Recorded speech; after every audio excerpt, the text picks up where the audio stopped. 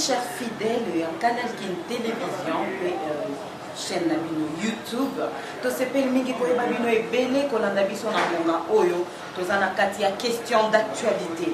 Maman Constance a mené biso ba point de vue ya ba analyste politique, pe ba communicateur, il y a un parti politique différent, mais il y a Lamuka, il y a Ensemble, il y a PPRD. Na bon monde Claude Moulicho a bengi union sacrée, union sucrée. Le lenge moko bandeko ya Lamuka ba benga kango union sucrée. Pour la ligne ya bengi ya bongo. Alors que c'est vision moko sans contenu juridique. Bomi okeba. Bienvenue dans la question d'actualité. Merci beaucoup. Ok, nous voulons savoir, est-ce que l'union sacrée est sur les FCC bis d'après vous? Bon, nous, quand on nous a présenté, on nous a parlé de l'union sacrée, que nous autres nous qualifions de l'union sucrée, parce que là-bas, les gens se retrouvent, ils mangent, ils boivent, au détriment de la population qui souffre.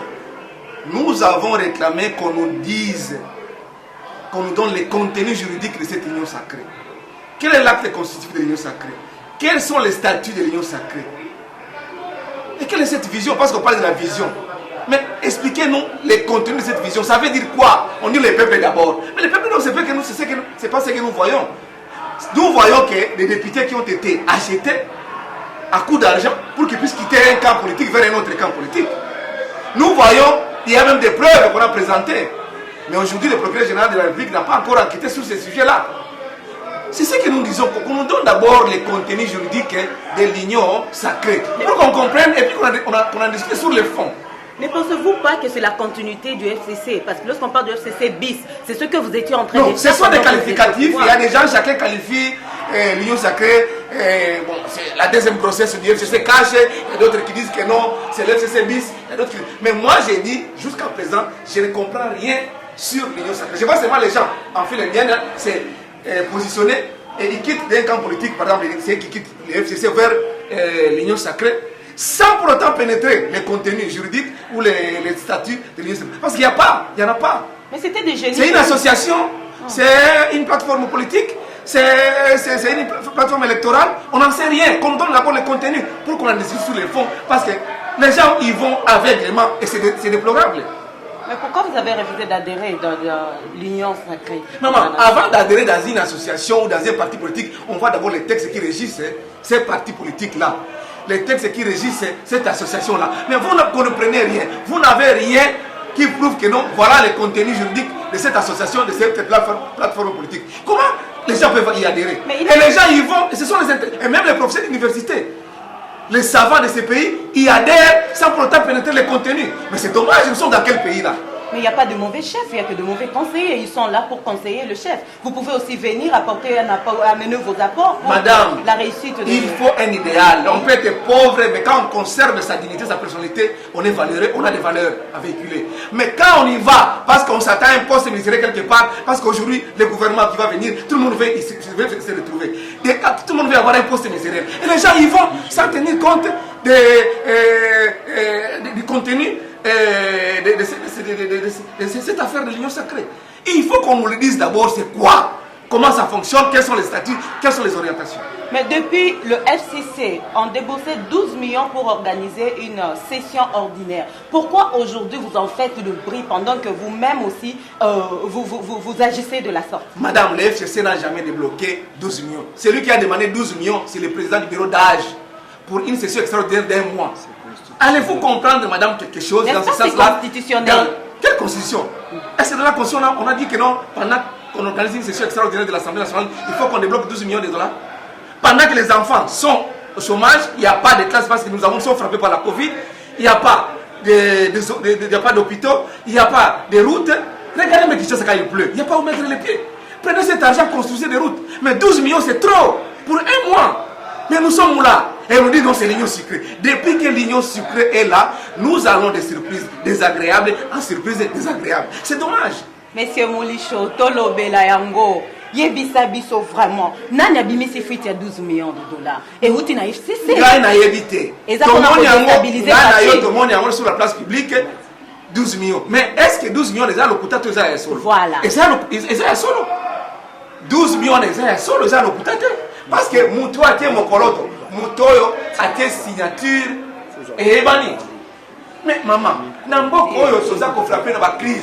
Mboko yo classe ezate, mboko yo zele ezate, mboko yo soku mbule beti, bana bazako eba kolala te, yo ke bisa 12 millions pendant un mois. Mais pendant que dans ba village, atala kisha sawa, soku mbule beti mwa ko chano ko ezate, mpona nini mboka oyo bato bazako réfléchir te. Et puis ça c'est un dédé ba yebisa biso union sacrée et ni koloba nini. Voilà la vision. Mais vision a été contenu dans mais Olingi boye ba union sacrée ngi koloba nini na libanda. Si faut pas monter na boye ba nini. Avant on compte na parti politique et Songolo. Avant on compte na association Songolo. Je pense que peut-être on compte membre de l'association Songolo pakala. Mais avant on compte on a ba comme ça awa ni bien comme yango statut yango. Il faut ça légaliser. Pour y ba que non na tangi yango na comprendre yango peut na adhérer librement. Pour l'adhésion est libre, tu vois la dictature, tu es un père, olinga, tu es aux membres d'un père. Non, tu as la démocratie. Et ça, mais union sacrée, mobeko na ngonini, contenu na ngonini, statut na ngonini, acte constitutif na ngonini, tu éviter. Mais pas toujours qu'il y ait des cas kaboye, moulongolo pour la bouton de parmi. Lisho na yo ki obengi beau-frère. Est-ce que vous connaissez que beau-frère na yo, aye na union sacrée pour nous déstabiliser ka FCC? Non. Division nango. Président de la République a beau frère nangai. Parce que maman Denise a sœur nangai, a sœur na biso. Mais na cause de la contradiction na beau frère nangai, et ça lui dit tumba te za ko finga te za ko to se respect et ko même ça respect na été non. Et ça dit démocratie c'est aussi la contradiction. On a que tous ko loba mboka Congo poto évoluer la démocratie. Ba to la contradiction c'est on a une démocratie qui émerger. Il faut contradiction ça. Ce qu'on dit comme ça, clarté autour ni pour la ligne boité, pour aux explications claires. Mi bien qu'on est et ça ça va. Au contraire la partie politique dans yo. Na ça la partie politique en ngai. Mais tout se respecter mutuellement mais et là on s'en s'habille ces années mi beko. Tout ça ni do kaleta. Ce que tu vois tout ça fait ça ma wamingi. Mais il faut même apport na yo. Loko naza beau-frère. On est ko bimisa libanda approcher. To bimisa libanda te quand on a union sacrée, yeba vision na yo. Mais avant ngana kota na union sacrée. Avant ngana kota na union sacrée, il faut na yeba union sacrée lingi ko banini. Union sacrée contenu na ngoza nini. Avant ngana kota na union sacrée. On kota na socrate ngulu boete. Tant vous allez comment yebo bomba batu kuna. Oyeba ngote. Tant mususu. Na lobi yango. Et voilà pourquoi ba yebisa biso na union sacrée lingi ko banini, contenu na ngoza nini. Et les par exemple, ils ont vision à m'opposer, ils ont vision. Mais expliquez-nous cette vision-là. Oh, les peuples d'abord. Les peuples d'abord, c'est quoi? Bon, mais il a pouvoir. Situation à Est, les autres changé.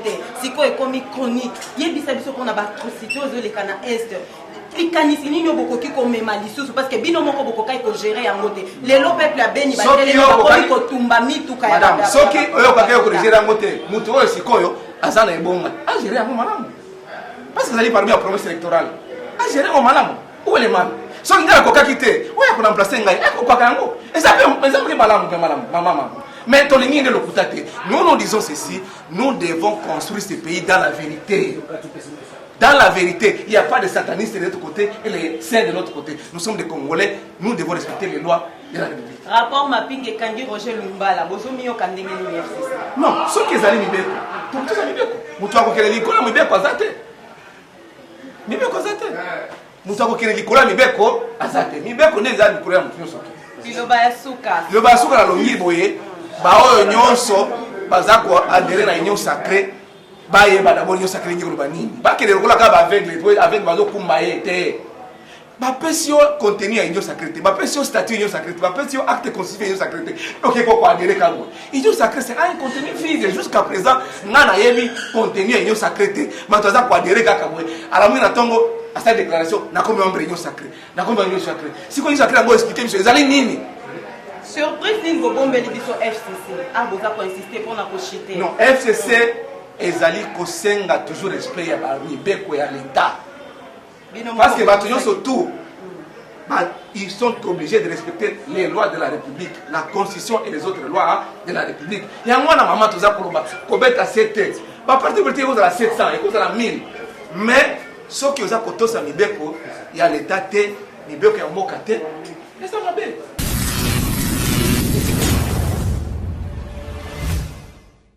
Il faut y aller à l'objet que l'union sacrée et comme ils comprennent ensemble. ensemble bakomi kowelela baposte naza awa te mpona kotanga bakombo. Suivons ensemble. Bonjour madame et bonne année. Merci pareillement. Tosepeli koyamba yo na émission na biso. Tosepeli koyamba yo na émission na biso. Merci maman ngapela sepeli mingi. Neti na chaîne nous ya chaîne YouTube ya Canal Kin. La nenge bo pesi une invitation pour tout la maman boka. Merci na bino. Merci mingi. Ndeko Yves. Toza kolobela likambo ya Union Sacrée. Pona nini boboy ko adhérer na Union Sacrée? Est-ce que ko présenter aux nos membres ya parti nini? Tenga azali journaliste mais na partager ba point de vue ya moi na mboka Martin Fayulu omoni na métier na biso c'est très normal. Si vous allez journaliste, vous avez une objectivité, mais il faut toujours avoir position politique na yo. Donc c'est des convictions qu'on partage. Ceux qui ont la poto au monde aux États-Unis, en France, il y a des médias de la gauche et de la droite. Tu vois ceux qui ont poto il y a des médias au CNL, c'est contre Trump. Mais ngai na mosa na mo pandisango. Na partage à point de vue, il y a président Martin Fayulu m'a dit jusqu'à preuve du contraire, c'est des responsabilités que j'assume. Donc, point de vue que j'assume. Donc, président Martin Fayulu pour naïe, a beau nous adhérer à l'Union Sacrée. Yo mona qui discours le 30 décembre, a bengala qui a une seconde grossesse, il y a mariage FCC crash. Donc, pour naïe, la logique naïe, à côté de l'Union Sacrée, c'est très normal pour un politique. Un politique à la position politique naïe, il sait comment est-ce que Yemoko a varier selon les contextes politiques. Tout le monde a une dynamique de l'opposition. Na ba Katou, ba nani ba Kamere, ba Boussa, ba Diongo, ta bazalaka. Mais à un moment, ta ba marche na balabala, Kamere aura position moro o les aka un peu baninga zaki position naïe. Donc tout le monde a peut-être to na ba ponami awa. Ma ponami awa UDPS lobaki avec ou ça la machine à voter to une élection. Mais maintenant eza sukoyo ezaki peut-être cas il y a des leaders politiques qui nous soutiennent. Donc, pour Martin Fayulu, pour Naye, on va observer. Mais je pense qu'à la dynamique, il joue son rôle d'opposition pour commencer à juger pouvoir de Félix Tshisekedi. Donc, pour Martin Fayulu, Union Sacrée est allée continuité à FCC. Oui, la continuité à FCC. FCC. Yo mona kite nani les stratèges à Kabila Adolphe Lumanu. Amona kite ngeyezu. Kite ngeyezu les stratèges de qui? De Félix Tshisekedi. Et tu vois maintenant Lumanu a traversé l'Union Sacrée. Non, c'est sûr que Baki qu'on discuter certaines Makambo, il y a seconde grossesse. Moi, je ne vois pas que Makambo et Koki qu'on avance de ce côté, de ce sens-là. Déjà, dans le cas de l'Union Sucrée, il y a problème des ambitions. Yo mo déjà kuna na kati Union Sucrée, na neti fait président Katoum, président Tshisekedi. C'est lui le boss de l'Union Sacrée. À recruter même à recruter Katoum. C'est lui le boss, c'est lui le patron. Mais là, il y a un problème des ambitieux qui posent au problème. L'obi président Katoum, c'est l'informe. Azali na Kisasa. Asali réunion na ba élu na yi. Mais ba yo kana quitté. Pour ba ambitieux ils ont continué à kaka. Au moni clique wana ba papa na ba vieux ba benga le poto ba vieux briscard politique. Il y a ensemble wana. Ozu Lutundula, Ozu Kamitatu, Ozu ba tête on a tout. Tokoki koyeba pourquoi ba yokanité parce que Moïndo Nzagi a pris position na ye. Oui, Moïndo Nzagi ba benga on a quand ensemble ba jeune turc. Bazali bango ba Eliezer ba Mukebayi, ba Nanyoyo, ba Daniel Safou. Ba on peut il faut ba poste parce que Katoum bien lobby na ba élu na ya Kinshasa, il faut élu poste mort revenir na ba élu kinois. Ba élu kinois na Kinshasa baza 5. Baza Mukebayi, baza député provincial, bazali Christelle Vuanga, bazali Chéribé Okende, bazali Safou, bazali na Eliezer. Comme ils sont porte-au-porte, déjà on a de deux, aussi ba vieux loup, ba vieux briscard. Ba boy si que ba sa chance na ba jeune wana. Déjà Katoum lui-même fait face à un vrai problème d'ambition dans quatre ensemble. Peut-être il saura gérer cela, il a rocha à Komicha ou dans le poteau au-dessus de la mêlée. Ayoga ki bango mais réunion à ça qui lobby et capota qui presque parce que yemo après ça qui position moro clarté. Est-ce que la carte il y a union sacrée un peu sur exemple. Il y a encore des ambitions entre Bemba déjà net présent Azui Bango, Bemba Katoum et tout comme ça. Na ba leader politique tout bazo créer union wana mutumo za imprévisible c'est Katumbi. Le président de la République n'a pas source dans azo ko maîtriser bien té. Tant a yamba ba consultation. Katumbi avait vraiment insisté sur la réforme. C'est très normal, la réforme. Ça, on le lui concède. C'est très normal pour un politique. On le lui concède, surtout la réforme. La réforme, il y a l'électoral, il y a seul, il révision à 1, 2, tout. Là, le président Katumbi a raison. Mais là où on le trouve imprévisible, pourquoi? Parce que le président, pour le président, il demande un peu trop. Pourquoi? Katumbi a un rêve très fou à gérer Congo. C'est très normal pour un leader politique. Dans l'entretemps, le président de la République n'est pas aussi bête. il connaît Bemba, il connaît Katumbi. Ce qu'a Zui Batouana Mibali, il n'est pas bête dans la perspective de 2023. À Fongola Bango Boulevard, Razak Izengite, il n'est pas bête, il est intelligent. Azol, ce qui a Zui Fongoli Bango, toi la politique, ce qu'a Fongoli Bango Boulevard politique, à Fongoli Bemba Boulevard politique, à Fongoli Katumbi Boulevard politique, lui-même se mettra en difficulté. Donc, la perspective 2023, entre Bemba et Katumbi, un de ces leaders-là, Bocha Namutu, il sera sacrifié pour permettre au président de la République à Nanana, bien na Lingala, na l'élection. Même pas un problème. Azon a réforme à compétir, c'est très normal. Katumbi a les mêmes problèmes. Sur le président a formé au boulevard Rwanda, lui-même, c'est des potentiels adversaires pour la présidence 2023. Et c'est là où j'ai dit, le président de la République n'est pas bête. Donc, entre les deux leaders, un sera sacrifié. Donc, dans la réunion, et ensemble, le lobby, les membres, et ensemble, va comprendre que Katumbi a utilisé, juste va accompagner pour atteindre l'objectif. Oui, et puis, il y a certains qui ont dit que le président n'est pas clair. Certains députés, le lobby, il n'est pas clair. On avance comment? On va où? C'est quoi le deal avec Félix? Certains députés lui ont dit ça. Tu sais qu'où hier, même, il y a une pétition contre Sami Badiba dans le Sénat. Le Sénat, c'est 7 membres du bureau. Mais dans la carte de pétition, on a épargné membre moi à bureau. Sami Badibanga. Les députés, c'est comment ça? Tous les membres à bureau, pour les sénateurs, il y a ensemble signé. Je crois qu'ils sont plus d'une dizaine signés. Donc pour les Bango, il faut que les députés ensemble, il faut que Katumbi clarifie sa position avec le président Tshisekedi. Ils vont évoluer comment? Et d'où au monde les vrais problèmes, il y a un cahier des charges. Ça pose problème. Donc, certains, moutons de panure, je vois même à Bango, et qui place mon corps, ils se font des illusions et puis ils sont perdus. Donc, Katumbi fait face à un vrai problème. C'est très normal, mais ceux qui a géré Makambo Mabe, dans la position politique, il y a Félix, il a une vision, l'union sacrée, c'est quoi sa vision, c'est basé sur quoi, et ils veulent, se foutre dans la carte, il très mon retour, et Bango, l'électorat en difficulté, la perspective de 2023. Confrère, pour Nayon, de comme a dit, Diaboy Kozala hypocrite, Yangwana s'est réservé à Zozela, mon clair, na union sacrée avant qu'il ait lancé. Le plus grand gagnant Makambo, ça sera Martin Fayulu en 2023. Parce que l'union sacrée, je te dis ici, il y a un problème de casting. La recette dans où est posé problème. Ne me dis pas en 2 ans ici, en 10 ans ici, les problèmes de Congolais trouvent une solution. Ne me dis pas ici, Bablo a positionné, les gens, il y aura des positionnements. Le vrai gagnant, ce sera Martin. Un moment, au monde, les faits lui donneront raison. Après, on compte à Bloquana, les gens qui voudront sortir de l'union sacrée, ils iront où? Bon, en 2023, peut-être ils seront salis. Ils vont donner raison à Martin Fayulu, c'est très normal. C'est un positionnement politique, il y a un moko. Bino bande ko la muka bo pesa biso point de vue na bino bozo tanga makambo ya sortie ya Idi Kapen ndenge nini. Ngai nazali mopandi sango. Mais naza très na moi politique te. Na mutuka na ngai nazali na carte ya UNPC. Jour na koma pete mutu mo ya ensemble, to ya MLC, to ya UDPS. Dans la carte na komi politique, mais jusqu'à présent nazali journaliste. Donc ngai nazo partager cette conviction. Il y a Martin Fayulu, mais la conviction normale pour un politique. Parce qu'une république ne peut pas avancer à sens unique. Et ça, les marathés. Edi Kapen, la libération, au moni bolo que ça passe. Si on te compte bolo, il a été privé pendant 20 ans de sa liberté. Sa famille, ses enfants, il a enduré. Je salue sa libération. C'est un acte patriotique. Le président de la République a sali, je salue. Je salue sa libération. Je salue les gestes du président Sali, c'est très normal. Je salue ces gestes du président de la République. Vous devez reconnaître que le président Pazosa Makambo Malam ou il a l'obaka et le président de la République Tshisekedi a sal à Rosa Malam, je vais appuyer. Oh, à Rosa Mabe, je vais critiquer. Moi, je suis objectif, je suis comme ça. Na appuyer libération, c'est un acte patriotique, c'est un parent, c'est un responsable. Mais la personne la plus malheureuse de la libération, Edi Kapen, c'est Kabila. Kabila nous doit là. Parce que c'est quoi Edi Kapen au Bimisa, et ça sera terrible. C'est que Ndenge Fatia Bimisa Edi Kapen a traversé ligne rouge et à FCC. C'est un schéma qui est déjà planifié. Moi, j'ai parti à Makala, moi, Yves Bouya, pour couvrir les procès, il y a Mouyambo. Pour couvrir les procès, il y a Moïse Monidela. Pour couvrir les procès, il y a Franck Diongo Chamba.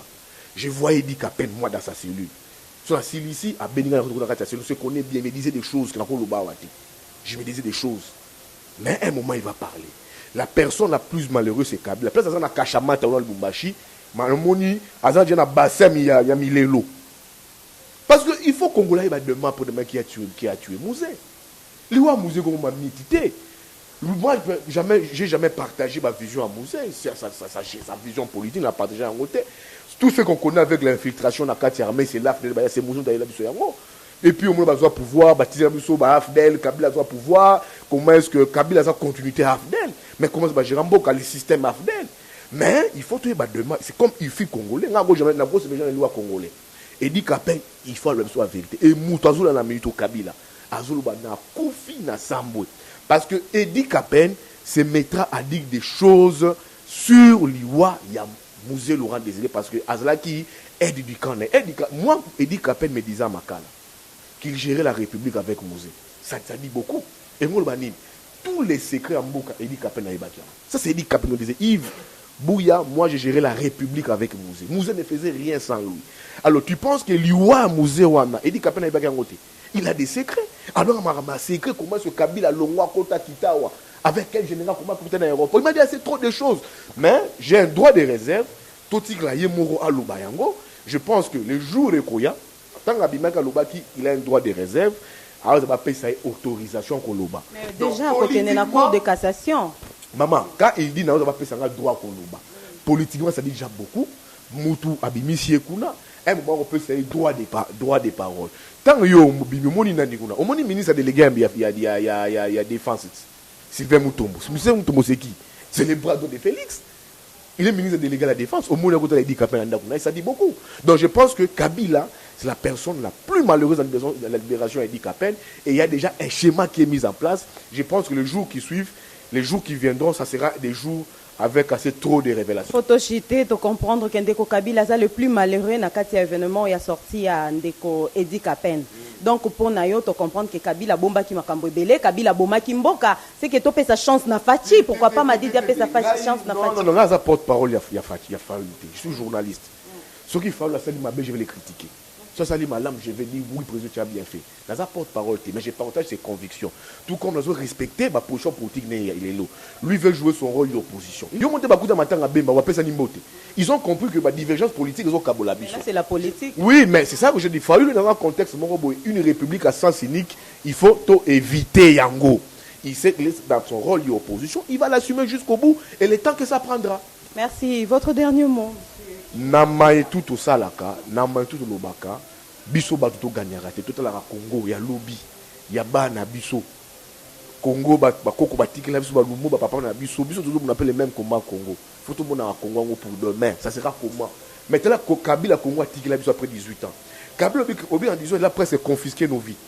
Moi j'ai été à l'école quand en 2001 Kabila zo Bokondi. J'étais je crois en 4e ou 5e dans zone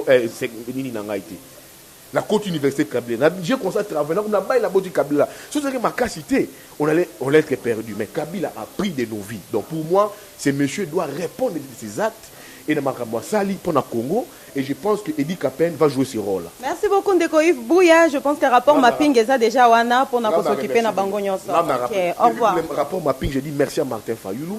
J'ai dit merci à Edi Mukwege. Parce que Fayoulou, c'est le seul leader politique qui a porté qui combat. Denis Mukwege, Aza politique, mais a beau dénoncer. Mais Fayoulou a porté ses combats et il a produit Bafouinango. Merci pour Naye et na Maïtou Congo na avancé. Bonne année. Merci. Nabongo Ndeko Isaac Bakuku azali l'un des fondateurs il y a ensemble pe membre ya bureau na ensemble avant dikimiate à contredire maloba ya Ndeko na biso Yves Bouya Tolanda.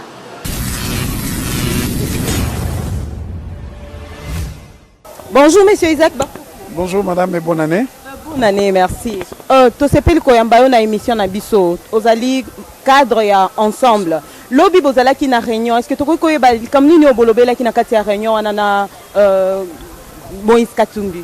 Mais papa, maman, réunion ezali sanga ya bato bazala kesika moko pona ko kamba parti. To sololi makambo parti et na kati ya lisanga moko soza. Na ebite o Yves Bouya à lobby soki azoki yango wapi mais ensemble toza bato bazana discipline. Respecter le mot d'ordre na bango, respecter le statut na bango et respecter makambo nyonso. Mais c'est normal to cause la mort koko sommet parti eza ok réunion elekaki bien et réunion pe kozonga lisusu mpona bafinalize yango. Balobi boyokanaki te boweleli baposte kuna bitumba esi bandi kobima parce que bokotaki na union sucré ezalaki union sacré te mpo na bino olobi nini mpo na likambo oyo? Nalobi na yo na ndako na yo na papa na bana soki bozoloba oyo akende kosomba nguba oyo asala boye bamiso bandimaka e na suka so bosala nini bobongisi te bolanda ete eza mbonge wana eza bilobela parti na biso lokola président mondo alobaki eza 70 députés, nous sommes disciplinés. C'est normal na kati ya libota mwa gege nga alingi tenga na kolia mapa obi tenga ifo bosombela nga association de Paris. C'est normal.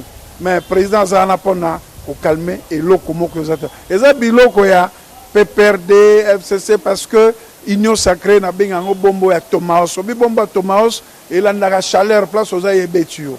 Yango eloko ezate.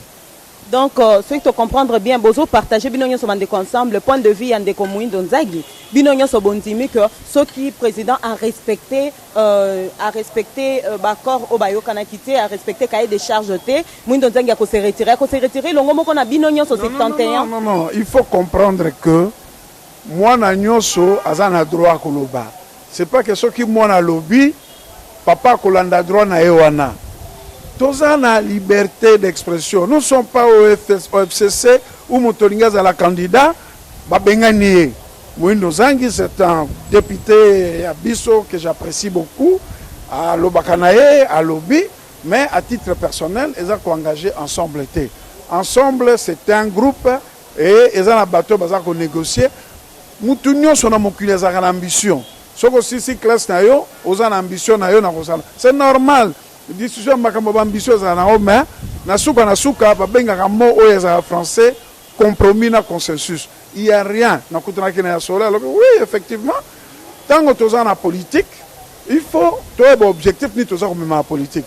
Toza na partenaire na biso l'initiateur de l'Union sacrée, le président Félix Antoine Tshilombo Tshisekedi, donc président Rotiki la cahier des charges. Na politique ça dialogue, compromis na consensus. Il n'y a pas péril en demeure. Likambo cahier de charge est alika Muindo Nzagi na président de la République est elle nango ensemble té. Non. Cahier de charge ça est ensemble. Vous comprenez? Et ça Moïse Nzagi té. Donc quand on voit Moïse Nzagi, on voit Muindo Nzagi réagir. Donc derrière lui il y a le président Katumbi. Non. Nous sommes dans un parti de liberté.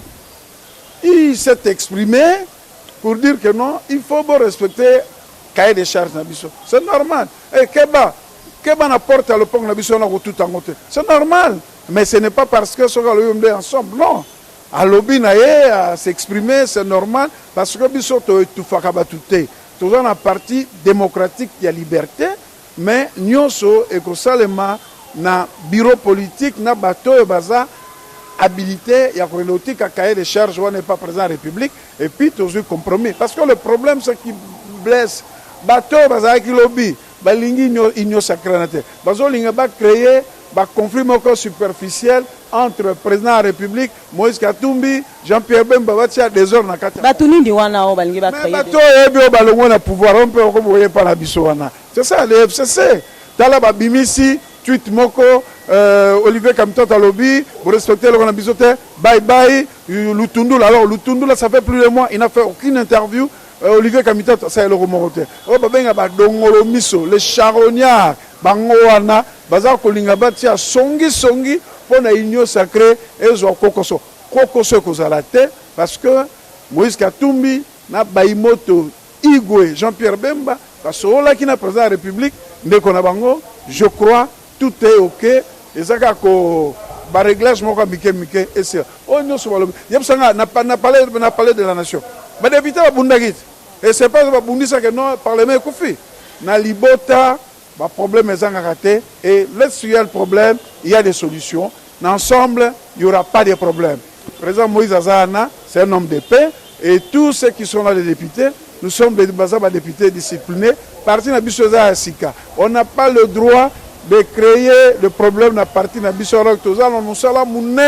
il y a implantation, il y a sensibilisation, il y a adhésion. Il y a téléphone, il y a papa, tu as sadere mu kolonini. Voilà image ensemble. Mais vision ya président Katumbi babeza vision ya aigle ya za komona musika à côté na union sacrée pour na soutenir Fachi à réussir to pour déstabiliser ye pour yazwa isika. Un politicien doit toujours avoir une vision. Un politicien doit toujours avoir une vision. De remplacer Fachi. Il n'y a pas de remplacer. Bisoza FCCT. Bisozo to sali accord to na union sacrée. Leader ya union sacrée eza Félix Tshisekedi Tshilombo. Toza la biso te yemei. Te biso madroit makambona te. Le président Tshisekedi il est là, il va continuer son mandat. Ceux qui accordent comme on a continué mandat, deuxième mandat. Ça, ce sont des choses.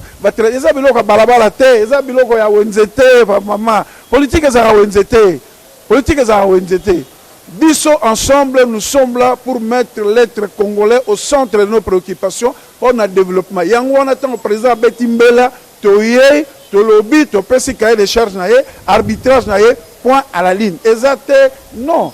Tu fais une opposition. Moi, nous sommes un problème. Monsieur Isaac Bakoukou, pendant Tozo Kendeko Chite, Yebisa Bisso, Nakate Union Sacrée, vision Nino beaucoup Tikuna, Oya Fachi, Oya Kwatire Bino. Non, papa. Fachi, Alobaki, il faut construire le pays. C'est déjà une vision. Et on construit pas le pays, Moussa Pimore Longola Ansili, Namutu, voilà la vision. C'est très simple. Mais on va reconstruire le pays avec les mêmes personnes qui ont détruit le pays hier. Non, maman, non. Soromoni, Paul Leza, mais même prisonniers, se reconvertir. Parce qu'on peut se quoi? Nous avons connu un problème de leadership. Le leadership qui ne faisait rien, qui était devenu commerçant, un affairé, et n'a pas marché, tout ça les consorts. C'est une question de leadership. Il y a une vision, il y a un gouvernement, il y a un programme, et sur base de ce programme-là, vous travaillez. C'est ça la vision de l'Union sacrée. C'est pour travailler les 3 années qui restent ici, permettre aux Congolais de se retrouver quelque part. Donc ensemble, les accords soutenir le président Fachi pour Bokobi Kobi Amboka dans le bon, voilà. Ok, merci beaucoup. Un dernier mot. Likambuni Nandeko Madidi ensemble, Likambuni Nandeko Madidi. Mama biso boya, toka toloba makambo solo. Na lobaka likambo Staline toba rotuna ye balobi na papa linga koma médiateur. Atuni papa lobi papa ozana division boni, ozana ba bataillon boni. Fayulu c'est normal aujourd'hui à côté de l'opposition parce que sur l'union sacrée, il amène quoi? Nous ensemble nous amenons 70 députés. Baït même autant. Jean-Pierre Bemba même autant. Lui il va amener combien? Mais il y a observé, il y a comprendre notre pensée à l'union sacrée. Les politiciens ne doivent pas comprendre. Les politiciens doivent avoir une vision. Parce que la politique, c'est le poids politique. C'est normal. Il y a 40 députés locaux là, c'est formateur. Derrière lui, il a des bataillons. Moïse Katumbi, il a des troupes. Jean-Pierre Bemba, il a des troupes. Fayoulou, il viendra avec combien de députés? Lui-même, il a combien de députés? Alors, il ne faut pas confondre les choses et il ne faut pas qu'on revienne. Ce Fayoulou est devenu ce qu'il est devenu aujourd'hui. C'est grâce à Moïse Katumbi et à Bemba Gombo. Parce qu'il y a longtemps, et puis il était candidat pour la République. Il n'a même pas eu 5 députés. Alors, il ne faut pas confondre. Position na comprendre, na respecter, na comprendre parce qu'on a une union sacrée. À il ne viendra pas avec des députés parce que dans la politique, c'est le poids politique. Oyozo Mema, na Katia association. Il a combien de députés pour na Mema Bango, la union sacrée? Il n'a même pas 5. Ensemble, 70. Jean-Pierre Bemba plus de 40. Mathieu 40 alors. Mathieu Zango Yangouana. Tout ça là qui est à Simbinzela Nae. Dans la dynamique de l'opposition. Tu sais quelle est la dynamique de l'opposition sur Gaboni? La Mouka peut aussi la dynamique de l'opposition parce que la Mouka, alors il ne faut pas confondre les choses. Merci beaucoup. Bonne année. Merci Mingi. Na pesika na senga ba leader de l'union sacrée, baza bomoko, bala kisabato e musala. Ndenge babandi kokanga ba miyibi ya Congo baza koyiba mbongo ba Congolais bazozanga balabala bazozanga ba hôpitaux ba salaire ezo matate bakanga bango yango le moni vision ya union sacrée c'est le changement justice ezana économie mboka tambola environnement ezala bien et union sacrée de liboso Congolais à se sentir que il est Congolais dans un des pays les plus riches potentiellement na mokili mobimba. Merci monsieur Bakoko.